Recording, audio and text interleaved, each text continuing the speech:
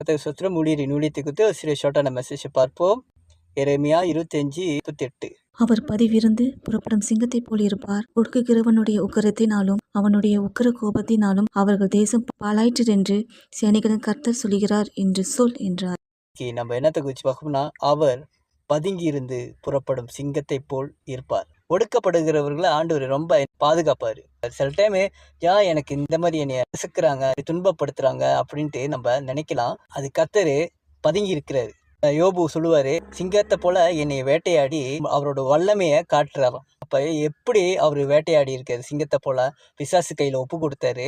அவனோட ஜாமா ஆஸ்திகள் எல்லாமே எடுக்கப்பட்டுச்சு. 10 பிள்ளைங்களும் சாவுறாங்க. அதுதான் வேட்டையாடி. எதுக்கு வேட்டையாடுறாருன்னா, அவருடைய சாட்சி எல்லாம் பாழா போயிட்டு அவரோட வல்லமையை காட்டுறதுக்கு. எப்படி வல்லமையை காட்டுறாருன்னா, தேவையில்லாதத அழிப்பாரு. யோபு பிள்ளைங்க பாவம் செய்யறாங்க. அவங்க பிறந்த நாள் அன்னைக்கு கூடி ஒயின் குடிக்கிறது, தேவனை தூசிக்கிறது. நம்ம தேவனுக்கு விரோதங்களை எழுப்பிடக்கூடாது. நம்ம புசிச்சாலும் குடிச்சாலும் தேவனுக்கு மகிமைக்கு ஏற்றதா செய்வோம். அப்ப அதை கிளியர் பண்ணுவாரு. கிளியர் பண்ணிட்டு புதுசா துவங்க வைப்பாரு. அப்படித்தான் இந்த யூத ஜனங்களை ஆண்டவர் நெபுக்கத்நேசர்கிட்ட கொடுக்குறாரு. சரிப்படுத்தி திருப்பி கொண்டு வரத்துக்கு 70 வருஷம் ஆகுது. 70 வருஷம் அப்புறம் தான் மீட்டு கொண்டு எருசலேமுக்கு வராங்க. அப்ப ஒண்ணு தெரிஞ்சு வச்சுக்கணும், எதுக்கு இந்த மாதிரி செய்யறாரு ஆண்டவர்? சிங்கத்தை போலதான் பதுங்கி இருக்கிறாரு. நம்மள விட்டு கொடுத்துறாரு இந்த ஜனங்கள்கிட்ட, நம்மள சரிப்படுத்துறதுக்கு. பாருங்க, ஒரு ஆளு சரியா இருப்பாங்க, எல்லாமே பாவம் செய்வாங்க. அப்ப என்ன செய்வார் ஆண்டவர்? எல்லாத்தையும் ஒரேடியா சிறை பிடிச்சு விட்டு அந்த தேசங்கள்லாம் சரியாக்கி திருப்பி கொண்டு வருவாரு. அதுதான் தேவன் செய்வாரு. யோபுக்கு அப்படிதான். 10 பிள்ளைங்க சரியா இல்ல, திரும்பியும் என்ன செய்யறாரு ஆண்டவர்? அந்த 10 பிள்ளைங்களை கொடுத்து அவனை மறுபடியும் ரெட்டிப்பான ஆசீர்வாதத்தை, நன்மையை கொண்டு வராரு. இன்னைக்கு நம்ம வாழ்க்கையில இப்படித்தான்.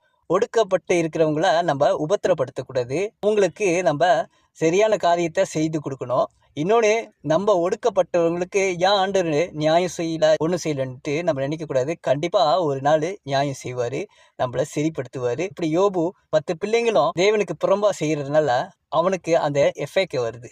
அதே போல சுத்தி இருக்கிற நம்ம கண்டித்து உணர்த்துறவங்களா இருக்கணும். ஏலியும் பையனை கண்டிக்கல, அதனால அவங்களுக்கு ஆண்டவர் பயங்கரமான ஒரு பனிஷ்மெண்ட் கொடுத்து அவங்கள அழிக்கிறாரு. இன்னைக்கு நம்ம அமைதியா இருக்கிற சிச்சுவேஷன் நினைச்சிட்டு நம்ம என்ன இந்த மாதிரி பாடு போகுதுன்ட்டு நம்ம எண்ணிடக்கூடாது. கர்த்தர் ஏதோ ஒரு காரியத்தை சரிப்படுத்துறாரு. இன்னொன்னு, நம்மளும் ஆவிக்குரிய காரியத்துல அதை கேட்டு எது சரியில்லையோ அதை சரிப்படுத்துவோம். கர்த்தர் நம்மளுக்காக பதுங்கி இருந்து கரெக்டா எது நேர்த்தியா செய்யணும்ட்டு அவர் செஞ்சு கொடுப்பாரு. கர்த்தர் சித்தமான அடுத்த வீடியோல பார்ப்போம்.